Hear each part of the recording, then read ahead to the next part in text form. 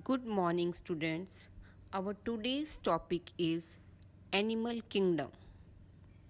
In spite of differences in structure and form of different animals, there are fundamental features common to various individuals in relation to the arrangement of cells, body symmetry, nature of coelom, pattern of digestive, circulatory, or reproductive systems.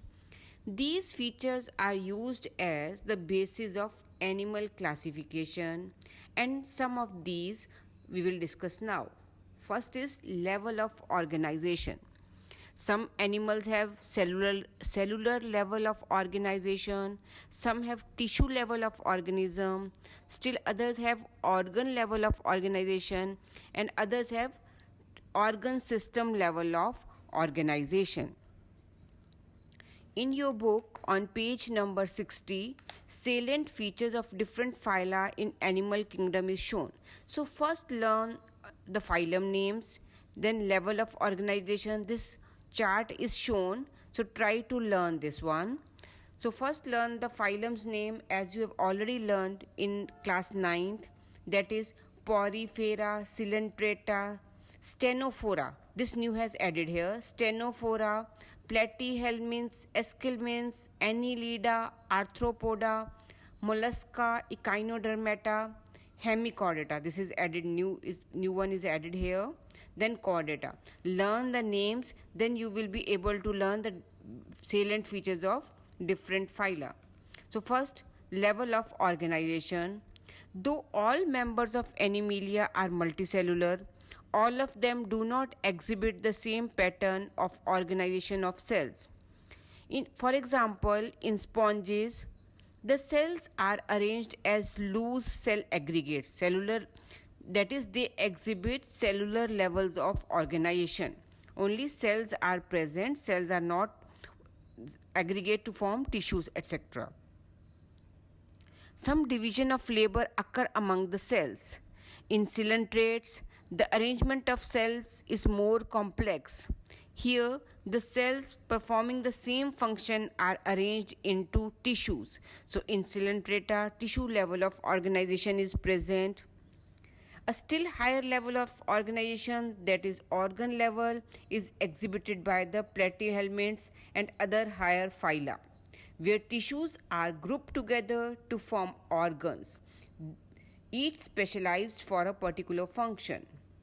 In animals like Annelida, Arthropoda, Mollusca, organs have associated to form functional systems, each system connected with a special physiological function. This pattern is called organ system level of organization. So still higher organism, organ level of organization is present. Organ systems in different groups of animals exhibit various patterns of complexities. For example, the digestive system in platyhelminths has only a single opening to the outside of the body. In platyhelminths, only one opening is present that serves as both as a mouth and as well as the anus, and hence it is called as incomplete digestive system. A complete digestive system has two openings, that is mouth and anus. Similarly, circulatory system may be of two types: open circulatory system and closed circulatory system. Open, in which the blood is pumped out of heart and the cells and tissues are directly bathed in it, that is, the blood is not present in blood vessels.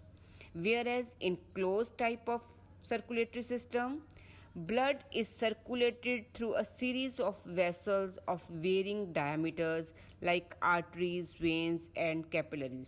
So in closed system of circulation, closed type of circulation, blood flows in the blood vessels. Next point is symmetry. Animals can be categorized on the basis of their symmetry. Sponges are mostly asymmetrical. So based on the symmetry, the animals can be symmetrical, they can show radial symmetry or bilateral symmetry. Sponges show asymmetry. That is, any plane that passes through the center does not divide them into equal halves. And when any plane passing through the central axis of the body divides the organism into two identical halves, it is called radial symmetry. More than one plane. Like in echinoderms, radial symmetry is present. In coelentrates, radial symmetry is present. Animals like Annelida, Arthropoda, etc., where the body can be divided into identical left and right halves in only one plane, that is known as bilateral symmetry. If the body can be divided into two equal halves through one plane only, then bilateral symmetry. Can be divided into many halves, then it is radial symmetry through different planes. Next difference is diploblastic and triploblastic organism. In the human body, the animal body is made up of different type of layers. These are known as germ layers. There are 3 germ layers, then ectoderm, mesoderm and endoderm is present. Diploblastic means 2 germ layers, that is ectoderm and endoderm only is present. In diploblastic, 2 germ layers are present. In triploblastic organisms, 3 germinal layers are present. From the zygote, these layers are formed first, and from these layers, then different organs are formed. Animals in which the cells are arranged in 2 embryonic layers, that is external ectoderm and internal endoderm, are called diploblastic animals. Example, coelentrates. In diploblast, an undifferentiated layer, sometimes known as mesoglia, is present in between ectoderm and endoderm. Here in the diagram 4.2 they have shown inside is endoderm, outside is ectoderm, in between some undifferentiated layer some cell is present, that is known as mesoglia. Mesoglia is the undifferentiated layer which is present between ectoderm and endoderm in diploblastic organism. Next, those organisms in which the developing embryo has a 3rd germinal layer, that is mesoderm, in between the ectoderm and endoderm, they are known as triploblastic. When 3 germ layers are present, the organism is known as triploblastic animal. Examples are platyhelminths, Annelida, Arthropoda, etc. Next is coelom. Coelom is a body cavity which is lined by mesoderm. Coelom is a cavity which is present inside the mesoderm, which is lined by the mesoderm. So, presence or absence of cavity between the wall and the gut wall, gut means alimentary canal, is very important classification.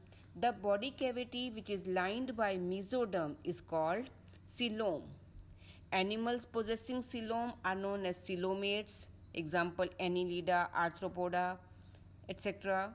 Some animals, the body wall is not lined by mesoderm.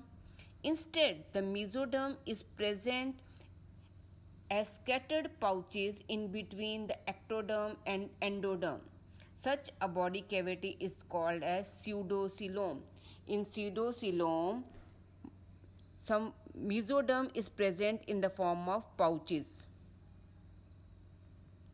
Next is, such a body cavity is called pseudocoelom and animals are known as pseudocoelomates. The animals in which the body cavity is absent are known as acoelomates, that is in which body cavity is not present. Example is platyhelminths. Next is segmentation. Segmentation, if the body is divided into different parts, segments. In some animals, the body is externally and internally divided into segments with a serial repetition of at least some organs. Example, earthworm. In earthworm, the body shows this pattern showing metameric segmentation, and this phenomenon is known as metamerism. So, metamerism means in which the body is divided externally as well as internally. Segments are present on the body and different organs are arranged according to the segments. Next is notochord. Notochord is a mesodermally derived rod-like structure. Mesodermally means it derives from mesoderm layer, formed on the dorsal side during embryonic development of some animals. The back side is known as dorsal side. Animals with notochord are called chordates, and those animals which do not form the structure, which do not have the structure, are known as non-chordates. From example, from porifera to echinoderms, they are non-chordates. This notochord in chordates changes into vertebral column. This notochord only changes into vertebral column. Next is phylum Porifera. This is our first phylum in kingdom Animalia. So what are the main features? The members of this phylum are commonly known as sponges. Mainly sponges are present in this phylum. They are asymmetrical animals. They do not have any symmetry. They have cellular level of organization. That is, they have loose cells are present. No tissue level of organization. Sponges have a water transport or canal system. Water enters through minute pores in the body known as ostia into the central cavity known as spongiocele, from where it goes out through the osculum. On the body of the sponge, pores are present. These are known as ostia. The dots are here. They are the ostia. The water enters through ostia inside a cavity known as spongiocele. This is a cavity known as spongiocele. The water then enters into the spongiocele, and from the spongiocele, at the top of that, osculum is present. The top structure, that is osculum, from here the water goes out, enters through ostia, goes to spongiocele, goes out from osculum. This pathway of water transport is helpful in food gathering, respiratory exchange, and removal of waste. Choanocytes, or the collar cells, line the spongiocele and the canal. Inside canal is present known as spongiocele. The sides of the canal is lined by the special cells known as choanocytes. Digestion is intracellular. Intracellular means inside the cell. Digestion occurs inside the cell.